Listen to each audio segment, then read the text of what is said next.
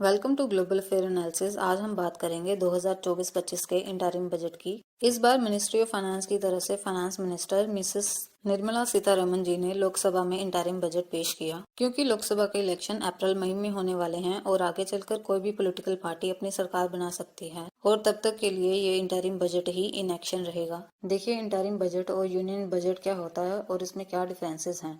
First point, interim budget central government present करती है before general election और वहीं यूनियन बजट एनुअल बजट होता है जो सेंट्रल गवर्नमेंट पार्लियामेंट में प्रेजेंट करती है। इंटरिम बजट बिना किसी डिस्कशन के लोकसभा में पास किया जाता है और वहीं यूनियन बजट पर लोकसभा के सभी member of parliament full flash discussion करते हैं और तब जाकर यूनियन बजट लोअर हाउस में पास होता है। इंटरिम बजट का टाइम ड्यूरेशन 2 से 4 महीने तक का होता है और वहीं union budget is for entire financial year. Interim budget में पिछले साल की इनकम और एक्सपेंसेस की एक ब्रीफ समरी होती है, जबकि यूनियन बजट में पिछले साल की इनकम और एक्सपेंसेस की एक डिटेल्ड रिपोर्ट तैयार की जाती है।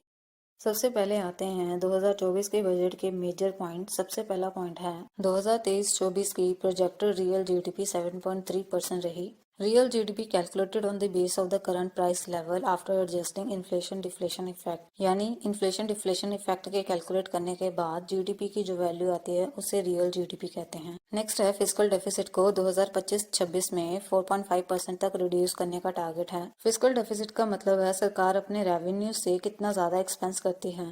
नेक्स्ट ईयर में कैपिटल एक्सपेंसेस में 11.1% का इंक्रीज देखने को मिलेगा। Capital expenses mean expenses that creates the capital asset और रिड्यूस लायबिलिटीज, यानी वो एक्सपेंसेस जिससे या तो सरकार फर्दर इनकम रेज कर पाए और या फिर अपने पुराने लोन्स को रिडीम कर पाए। एग्जाम्पल के तौर पर इंफ्रास्ट्रक्चर इन्वेस्टमेंट और repayment of old loan. And next is allocation of rupee 1.3 lakh crore in budget estimate 2023-24 toward 50 years interest free loans to the state to boost capital expenditure. इस बार बजट में विकसित भारत के 4 मेजर फोकस एरियाज पर बात की गई है। पहला है गरीब कल्याण, देश का कल्याण। Next, empowering youth, welfare of farmers, अन्नदाता, नारी शक्ति। आगे हम डिटेल में इस पे बात करेंगे। देखिए अभी तक इंडिया डेवलपिंग कंट्रीज की लिस्ट में आता है और इस बार बजट में ये प्रोजेक्ट किया गया है कि 2047 तक इंडिया डेवलप्ड कंट्रीज की लिस्ट में शामिल हो जाएगा और इंडिया का डेवलपमेंट मंत्र है सबका साथ सबका विकास, यानी कॉम्प्रिहेंसिव डेवलपमेंट फॉर ऑल। और इस पर ट्रिनिटी यानी डेमोग्राफी, डेमोक्रेसी एंड डाइवर्सिटी के बेस पर हम 2047 तक डेवलप कंट्रीज की लिस्ट में शामिल हो जाएंगे। बजट में पीपल सेंट्रिक इंक्लूसिव डेवलपमेंट की बात की गई है, यानी लोगों की जरूरत के अकॉर्डिंग डेवलपमेंट प्रोजेक्ट्स बनाए जाएं in all forms of infrastructure, physical, digital and social. Digital public infrastructure promotes financial inclusion, deepening tax base via GST, strengthening saving, credit and investment back on track, promoting gift to IFSC, a gateway to promote financial services, inflation management, and the last is all parts of the country become active participants in economic growth. इन सबका simple सा मतलब है कि सरकार का target है tax basis में सुधार करना विद जीएसटी, सेविंग, क्रेडिट और इन्वेस्टमेंट्स को प्रमोट करना, इन्फ्लेशन को मैनेज करना और कंट्री के हर हिस्से में इकोनॉमिक ग्रोथ प्रमोट करना। Enrollment under PM Jeevan Jyoti Bima Yojana increase from approximate 1700 पर lakh population in 2018 to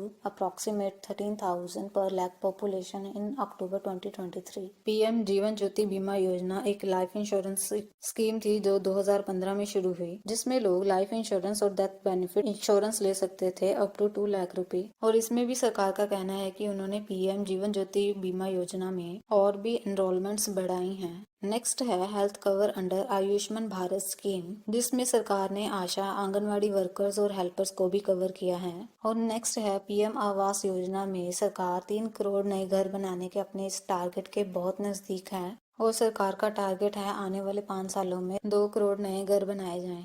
next है focus on a more comprehensive GDP, governance, development and performance. इस बार बजट में रूलिंग गवर्नमेंट की अच्छी गवर्नेंस, डेवलपमेंट और परफॉर्मेंस पर बात की गई, जिसमें that includes transparent, accountable, people centric and true base administration and everybody had seen the macro economic stability and witness the all round development in all sectors. और budget में good governance पर बात करते हुए लोगों की per capita increase in income, उनके empowerment और टाइमली डिलीवरी ऑफ प्रोग्राम्स के बारे में बताया गया। यहाँ पर इंडिया की GDP growth in terms of dollars को वर्ल्ड डॉलर जीडीपी ग्रोथ से कंपेयर किया गया, जहाँ 2020 में ड्यूरिंग कोविड पीरियड दोनों growth rate almost near to zero थी और 2021 में नेगेटिव, और बाद में इसमें बहुत बड़ा जंप देखने को मिला, जिसमें अभी तक इंडिया की growth rate world GDP growth rate से ज्यादा है और आगे भी इन फ्यूचर हम इंडिया की GDP growth rate world GDP growth rate से ज्यादा देखने को मिलेगी, which is near to 7 to 8%। Next है फोकस एरिया गरीब कल्याण देश का कल्याण।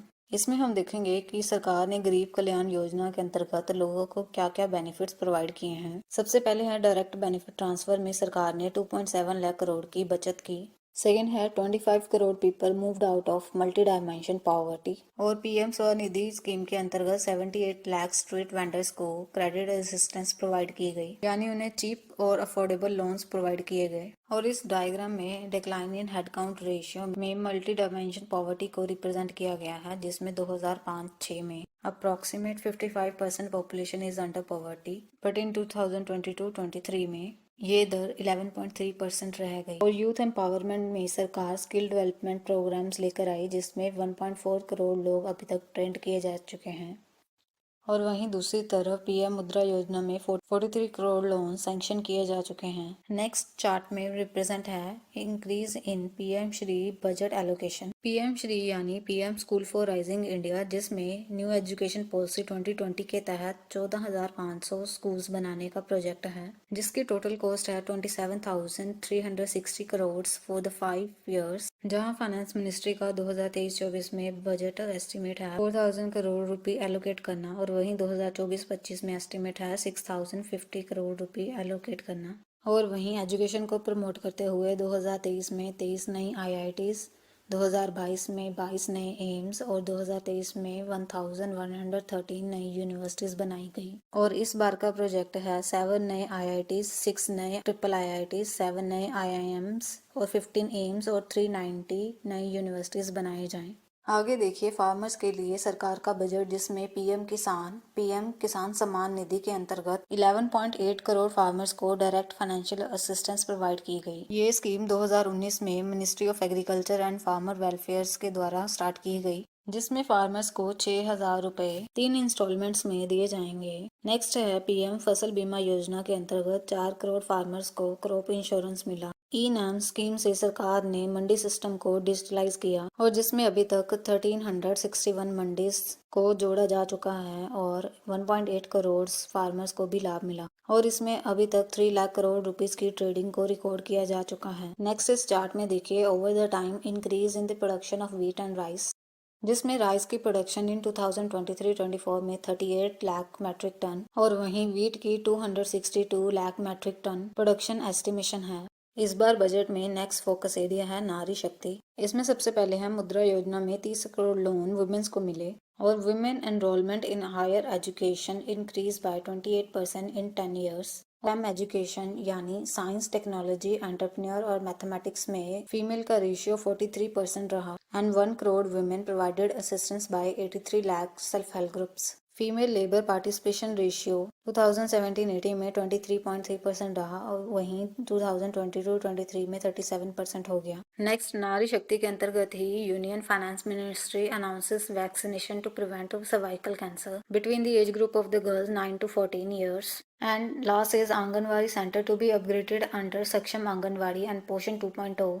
नेट सस्टेनेबल डेवलपमेंट में सरकार का टारगेट है कार्बन एमिशन को नेट जीरो करना by 2070, viability gap funding for wind energy, कोयल गैसिफिकेशन करना and mandatory blending of CNG PNG gases, and financial assistance for the procurement of biomass aggregation machinery. Next है 22 जनवरी को PM Modi ने राम मंदिर inauguration के दिन ही पीएम सूर्योदय योजना को लॉन्च किया, जिसमें 1 करोड़ घरों पर रूफटॉप सोलर पैनल लगाए जाएंगे और परिवारों को हर महीने 300 यूनिट बिजली फ्री दी जाएगी। Next is adoption of the e buses and strengthening of e vehicle ecosystem and the launch of the new schemes of bio-manufacturing to support environment-friendly alternatives। तो ये है ग्रीन एनर्जी को प्रमोट करने के लिए सरकार के प्लान्स, जिसमें सबसे पहले है rooftop solarization, installing solar panels on 1 crore houses to provide 300 unit free electricity per month। Next is strategy for Amrit Kal sustainable development, schemes of bio-manufacturing to support environment-friendly alternatives, adoption of the e-buses,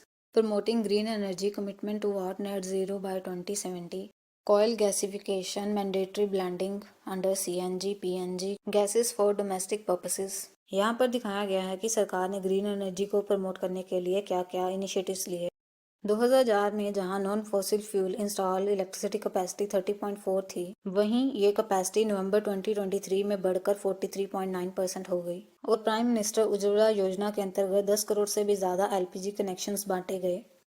और उजाला योजना के अंतर्गत 36.9 crore LED bulb, 72.2 lakh LED tube lights और 23.6 lakh energy efficient fan distribute किए गए। और वहीं street lighting national programme के अंतर्गत 1.3 crore LED street lights install किए गए। नेक्स्ट देखेंगे कि इंफ्रास्ट्रक्चर सेक्टर यानी रोड ट्रांसपोर्ट, रेल, एविएशन में सरकार ने इस बजट में क्या प्लान प्रपोज किए हैं। सबसे पहले है पीएम गति शक्ति स्कीम के अंतर्गत 3 नए मेजर रेल कॉरिडोर्स बनाए जाएंगे। फॉरेन इन्वेस्टमेंट, बायलैटरल इन्वेस्टमेंट्स को प्रमोट किया जाएगा। उड़ान स्कीम के अंतर्गत एग्जिस्टिंग एयरपोर्ट्स को एक्सपैंड किया जाएगा और नए एयरपोर्ट्स बनाए जाएंगे। और रेलवेज में मेट्रो रेल्स और नमो भारत को प्रमोट किया जाएगा। सबसे पहले है कि इंफ्रास्ट्रक्चर डेवलपमेंट प्रोजेक्ट्स में सरकार कैपिटल एक्सपेंडिचर में 11.1% का इजाफा करेगी। देखिए, सरकारें जब भी ज्यादा कैपिटल एक्सपेंडिचर करती है, उतना ही वो ज्यादा इंफ्रास्ट्रक्चर और इन्वेस्टमेंट में एक्सपेंस करती है और अल्टीमेटली इससे कंट्रीज में बिजनेस, ट्रेड और एम्प्लॉयमेंट अपॉर्चुनिटीज बढ़ती है। नेक्स्ट है सरकार का पीएम गति शक्ति प्रोग्राम के अंतर्गत 3 नए रेल कॉरिडोर्स बनाने का प्रोजेक्ट है।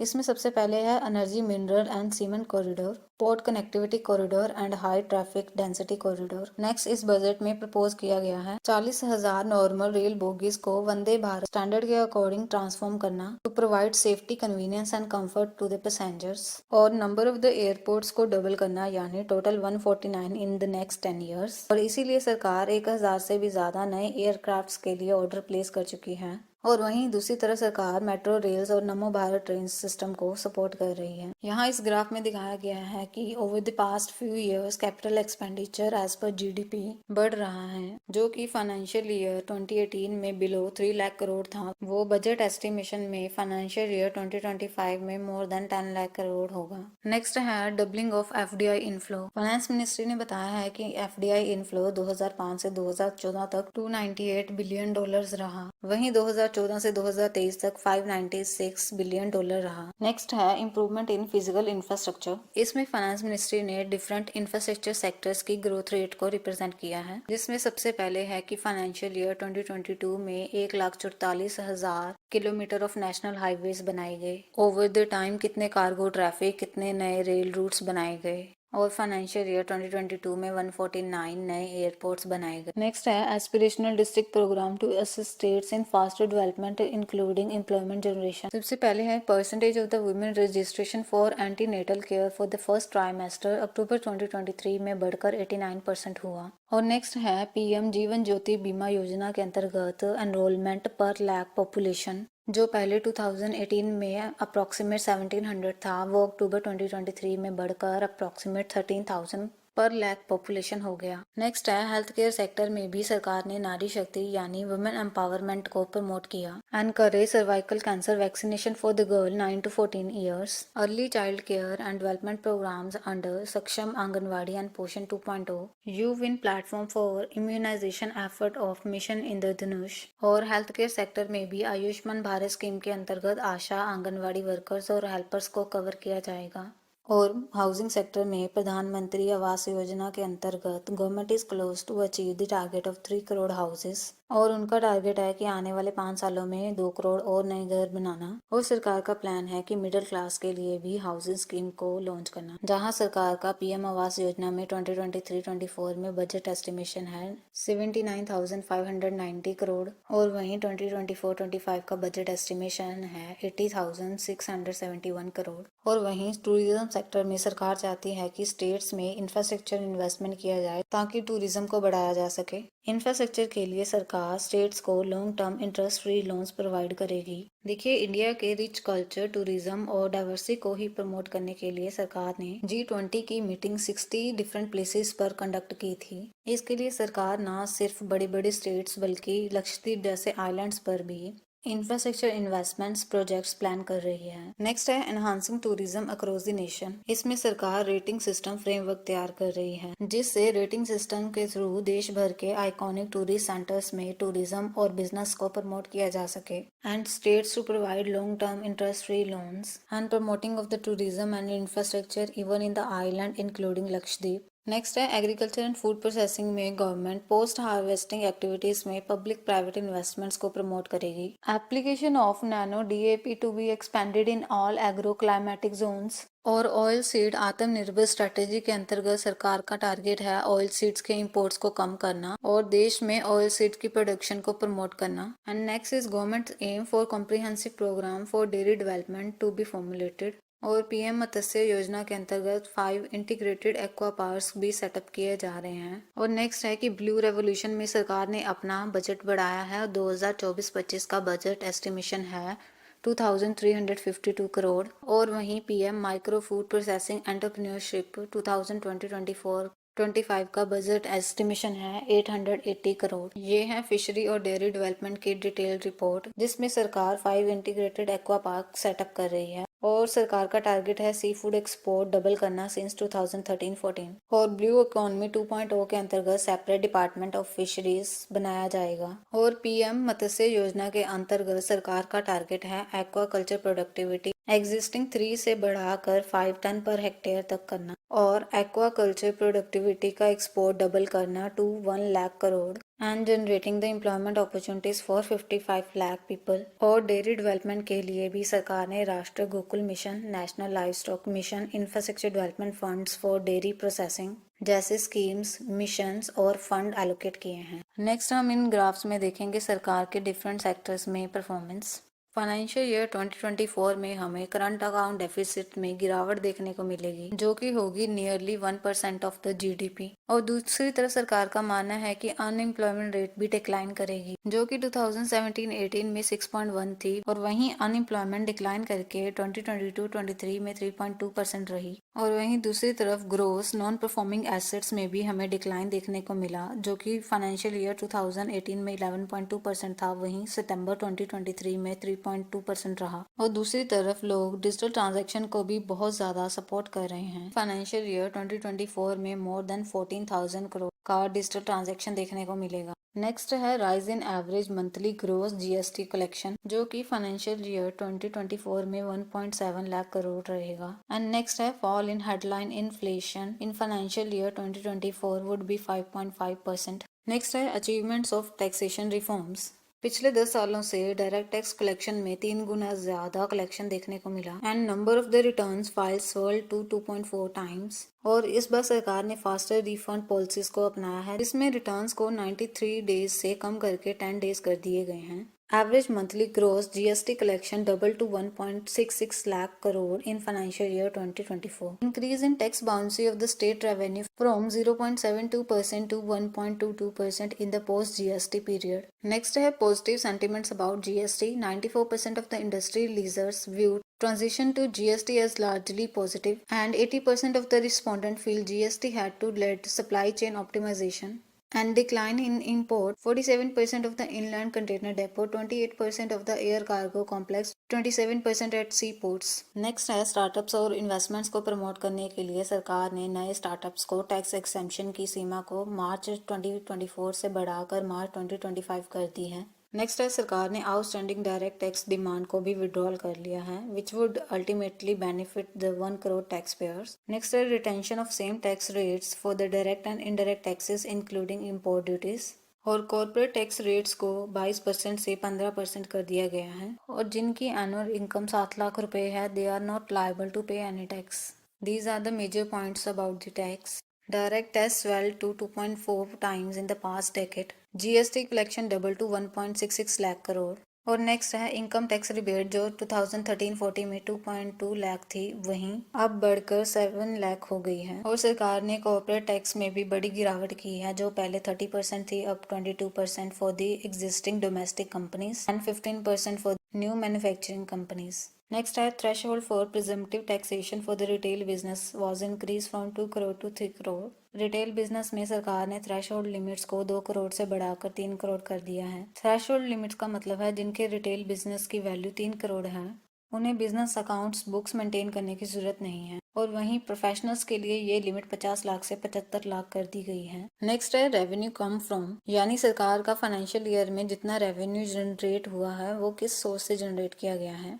सबसे पहले है सरकार ने बोरिंग एंड लायबिलिटी से 28% रेवेन्यू जनरेट किया। दूसरे नंबर पर है इनकम टैक्स से 19%, जीएसटी एंड अदर टैक्सेस से 18% and corporate tax share is 17%। Top 4 are important और बाकी सब आप देख सकते हैं। नेक्स्ट है रुपीज गोज टू, यानी सरकार ने फाइनेंशियल ईयर में जितना एक्सपेंस किया वो किस फील्ड में किया। देखिए इंडियन इकोनॉमी एक डेवलपिंग इकोनॉमी है, तो इसलिए सरकार डेवलपमेंट प्रोजेक्ट्स के लिए बहुत सारे लोन्स लेती है, तो हर बार ही सरकार का सबसे ज्यादा एक्सपेंस इंटरेस्ट पेमेंट्स में जाता है which is 20% this year. Next है सेंट्रल गवर्नमेंट जितना भी टैक्स कलेक्ट करती है उसका कुछ शेयर स्टेट गवर्नमेंट्स को भी ट्रांसफर किया जाता है। So this year state shares of the tax and duties is 20%. Next is center sector schemes 16%, other expenses 9%, center sponsor schemes, defense, finance commission and other transfer is 8%. Next आप देख सकते हैं कि फाइनेंस मिनिस्ट्री में किन किन ministries में कितना कितना फंड एलोकेट किया। सबसे पहले है मिनिस्ट्री ऑफ डिफेंस में 6.2 लाख करोड़।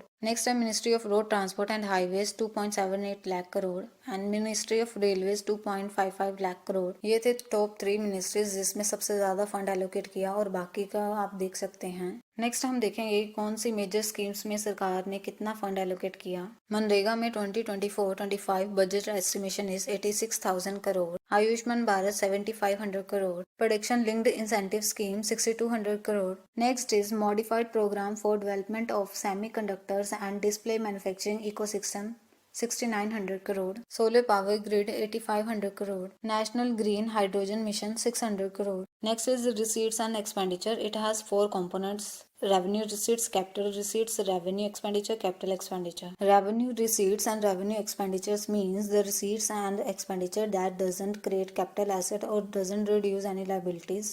रेवेन्यू रिसीट्स का सिंपल सा मतलब है कि वो इनकम, वो रेवेन्यू जो सरकार ने बिना किसी इन्वेस्टमेंट्स के जनरेट की है। एग्जाम्पल के तौर पे GST, corporate tax, interest tax, stamp duty, state duties. और रेवेन्यू एक्सपेंडिचर का मतलब है कि वो एक्सपेंस जो ना तो फर्दर रेवेन्यू जनरेट करके देगा और ना ही उनके किसी तरह की लाइबिलिटीज को कम करेगा। एग्जाम्पल के तौर पर एक्सपेंसेस ऑन इलेक्शन और tax collection. And in the mean time capital receipts and capital expenditures means the receipts and the expenditure that creates capital asset or reduce liabilities। और वहीं कैपिटल रिसीट्स का मतलब है वो रेवेन्यू जो सरकार ने किसी इन्वेस्टमेंट प्रोजेक्ट पर इन्वेस्ट करने के बाद जनरेट की है। एग्जाम्पल के तौर पर treasury bills, loan and advances. वहीं कैपिटल एक्सपेंडिचर का मतलब है वो एक्सपेंसेस जो इन फ्यूचर गवर्नमेंट को रेवेन्यू जनरेट करके देगी और या फिर उनकी लाइबिलिटीज को कम करेगी। For example, printing of currency, public works, medical healthcare, expense on railway, atomic energy। सरकार का 2024-25 में रेवेन्यू रिसीट्स का बजट एस्टिमेशन है 30 lakh crore and capital receipt is 17.6 lakh crore. Revenue expenditure is 36.5 lakh crore and capital expenditure is 15 lakh crore. Next है deficit trends. इसमें हम देखेंगे fiscal deficit, revenue deficit, effective revenue deficit and primary deficit. Fiscal deficit का मतलब है सरकार की रेवेन्यू से ज्यादा एक्सपेंस करना। 2024-25 का बजट एस्टिमेशन है fiscal deficit of 5.1% of GDP. Next है रेवेन्यू डेफिसिट। इसका मतलब है एक्चुअल रेवेन्यू रिसीट्स का कम होना than the expected revenue that is 2% of the GDP. Next is effective revenue deficit that is equals to revenue deficit minus grants in creation of capital assets. Grants in creation of capital assets means जो central government ने state government या autonomous bodies को grants a lots की हैं for the further development projects. So the effective revenue deficit is 0.8% of the GDP. Next is primary deficit that is equals to fiscal deficit minus rate of interest on the borrowings. That is 1.5% of the GDP. Next हम इस graph में देख सकते हैं source of deficit financing. सरकार का सबसे ज्यादा खर्च जो है सिक्योरिटी अगेंस्ट स्मॉल सेविंग्स में जा रहा है और दूसरा शॉर्ट टर्म बोरोइंग्स में। नेक्स्ट है ट्रेंड्स इन टैक्स रिसीट्स। इसमें हम देख सकते हैं कि टैक्स टू जीडीपी रेशियो कितना है और कितना प्रोपोर्शन डायरेक्ट और इनडायरेक्ट टैक्सेस से आ रहा है। देखिए, सरकार हमेशा डायरेक्ट टैक्सेस पर ही फोकस करती है क्योंकि इसमें इम्पैक्ट और इंसिडेंस सेम पर्सन पर ही होता है, यानी imposition and loss bearing is on the same person and they are non transferable. वहीं indirect taxes are easily transferable to other person. In 2024-25 budget estimation, direct taxes 6.7% of the GDP and the indirect taxes 4.9% of the GDP. And the next is trends in net receipt of the center. इसमें सबसे ज़्यादा share net centre tax revenues का है, that is 26 lakh crore. वहीं non tax revenue is 4 lakh crore and non debt capital receipt is 0.8 lakh crore. Next है composition of expenditure, यानी सरकार ने कौन कौन से सेक्टर में कितना कितना खर्च किया। सबसे पहले है other central sector expenditure which is 15.19 lakh crore. Next is central sector schemes 14.94 lakh crore and establishment expenditure of centre 7.68 lakh crore. And the next is trend in capital expenditure. Capital expenditure is 11.1 lakh crore. Central allot grants in aid for the creation of the capital 3.9 lakh crore and effective capital expenditure is 15 lakh crore. Next is trend of major items of expenditure. First is transport 5.44 lakh crore. In rural development 2.66 lakh crore. Agriculture 1.47 lakh crore. Education 1.25 lakh crore. Health 0.90 lakh crore. Energy 0.76 lakh crore and social welfare 0.57 lakh crore. और last में हम देखेंगे कि finance minister ने जो 47.66 लाख करोड़ का budget पेश किया है वो कौन कौन से सोर्सेज से जनरेट किया गया है। सबसे पहले ग्रोस टैक्स रेवेन्यूज का 38.31 लाख करोड़ का share, net tax receipt 26.02 lakh crore allot किया गया और वहीं दूसरी तरफ नॉन टैक्स रेवेन्यूज का 4 लाख करोड़ और कैपिटल रिसीट्स का 17.64 लाख करोड़। ये तीनों मिलकर इंडिया के प्रेजेंट बजट 47.66 लाख करोड़ को रिप्रेजेंट करते हैं।